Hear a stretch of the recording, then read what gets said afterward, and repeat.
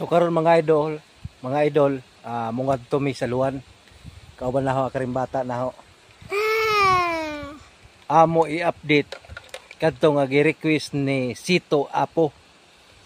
Amo i-update ang ijang nanay nga si Buning og si Eddie Hilya. Sa pamanghiwat nato. Tara, atuon nato na mga idol.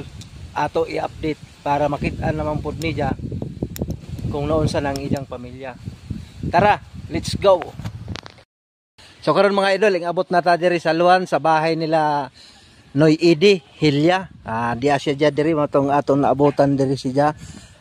Noy, nasuguan ra ko ni kuan kani nga si Sito Apo kanang imong anak kung tawagon di ay dinhi Edmond.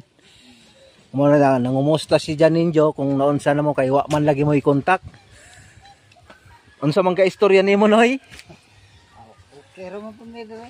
Pero wa man pod mako nang inyong bahay dinhi kadtong bagyong Tino no.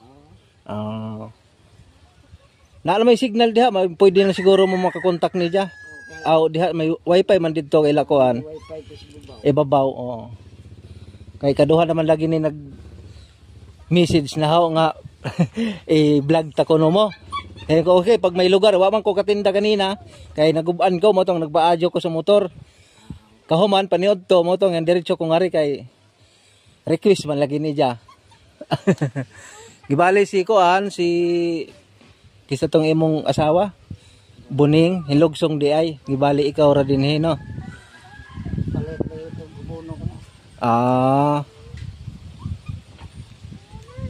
Gibali mga anak na imong kauban dinhi. Ako mo rando ha? Pila man day kabuk imong anak? Tulo puro laki. Duha laki usa ka baji. Liberte. Mga kuan na punto sila, mga minyo na.